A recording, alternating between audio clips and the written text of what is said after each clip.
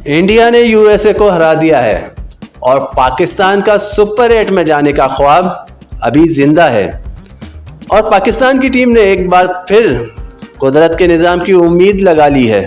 लेकिन कहानी यह है कि पाकिस्तान जिसे यूएसए ने हरा के अपसेट किया था, इंडिया ने उसे हराकर अपसेट कर दिया है।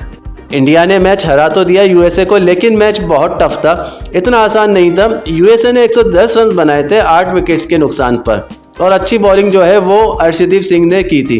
4 ओवर 9 रन देकर 2 विकेट्स। बाकी बॉलर्स भी ठीक ठाक थे। हैरानगी इस बात की थी कि रविंद्र जडेजा से ना बॉलिंग करवाई गई ना बैटिंग। वो सारी कहानी एक थी। बट इंडिया से भी इंटरेस्टिंग चेस दिखाई पड़ा। अमेरिका ने ज़बरदस्त बॉलिंग की। रोहित शर्मा, विराट कोहली आते ही आउट हो गए।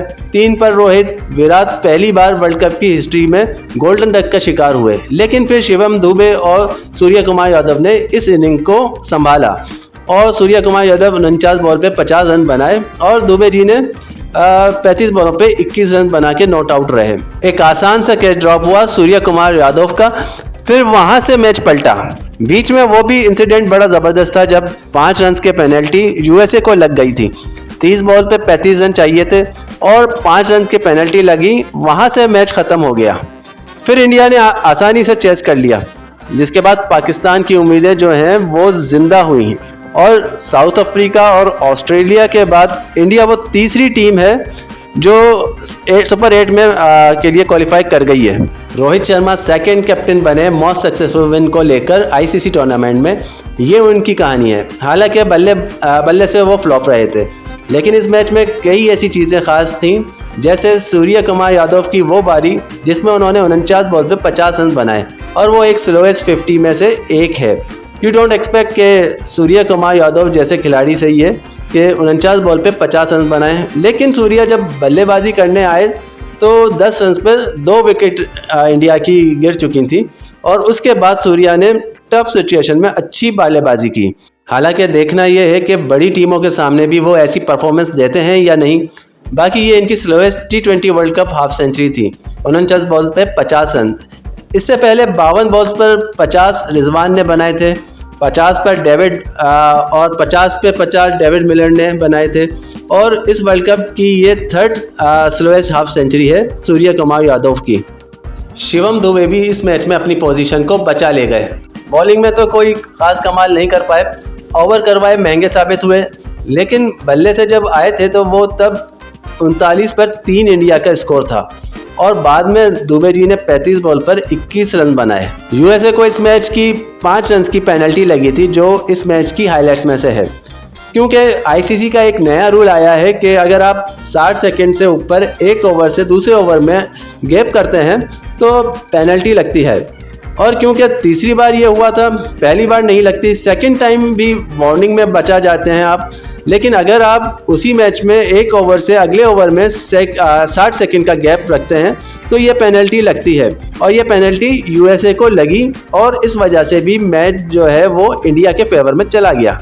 हालांकि यूएसए ने मैच में लड़ाई अच्छी लड़ी थी और अगर किसी को लगता है कि ये स्कोर कार्ड देखकर कि इंडिया आसानी से जीत गई, तो इंडिया आसानी से नहीं जीती थी। यूएसए ने इस मैच में दमखम दिखाया और 18.2 ओवर तक इंडिया को रोके रखा। लेकिन इसमें सूर्य कुमार यादव का एक विकेट ड्रॉप था और वो जो 5 रन एक्स्ट्रा गए थे, आई थिंक उन दोनों की वजह से ये मैच वन साइडेड लगने लगा।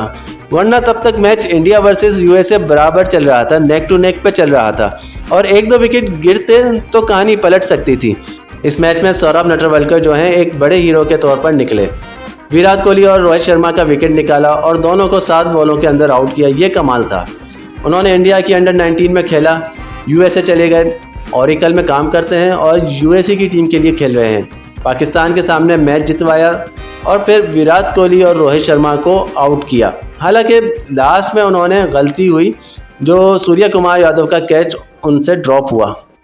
रोहित और विराट की ओपनिंग पार्टनरशिप इस वर्ल्ड कप में सवाल पैदा कर रही है, क्योंकि अब तक ये फ्लॉप रही है। आयरलैंड के सामने 22 रन, पाकिस्तान के सामने 12 रन और यूएसए के सामने 1 रन। ये एक कहानी है। क्या जायसवाल और संजू में से किसी एक को ला सकते हैं? मुझे लगता है नहीं, शायद, क्योंकि ये दोनों ही खेलेंगे। हालांकि दुबे जी की परफॉर्मेंस भी ठीक ठाक रही है, लेकिन विराट कोहली का गोल्डन डक रोहित की परफॉर्मेंस क्वेश्चनेबल है। विराट का इसलिए होना क्योंकि विराट कंसिस्टेंट प्लेयर है, लेकिन आयरलैंड के सामने 1 रन, पाकिस्तान के सामने 5 बॉलों पे 4 रन, यूएसए के सामने पहली बॉल पर आउट हो जाना, ये थोड़ा सा उनके लिए परेशान करता है। और उनका एवरेज भी जो है T20 का वो 49 हो गया है। पहले इस वर्ल्ड कप से पहले 51.7 का था, जो कम हो गया है और ये अब 49 पे हो गया। ये अलग कहानी है। लेकिन फ़िलहाल कहानी ये है कि अब पाकिस्तान को अपना बचा हुआ मैच जीतना है। दुआ करनी है कि बारिश ना हो, कोई मैच रद्द ना हो, और ये भी दुआ करनी है कि अमेरिका जो है वो आयरलैंड से हार जाए, क्योंकि अगर अमेरिका आयरलैंड को हरा देता है तो अमेरिका सुपर 8 में क्वालिफाई कर जाएगा और अगले T20 वर्ल्ड कप के लिए भी क्वालिफाई कर जाएगा। लेकिन अगर अमेरिका हार जाता है तो फिर पाकिस्तान का रास्ता बन सकता है सुपर 8 की दौड़ में। आपको क्या लगता है? काफ़ी मुश्किल है, क्योंकि एक तो अमेरिका का आयरलैंड के सामने हारना, क्योंकि अमेरिका ने कनाडा को और पाकिस्तान को भी हराया हुआ है और फिर इंडिया को भी काफ़ी टफ टाइम दिया है। और अगर बारिश हो गई किसी भी मैच में तो फिर पाकिस्तान की उम्मीदों पे पानी फिर जाएगा।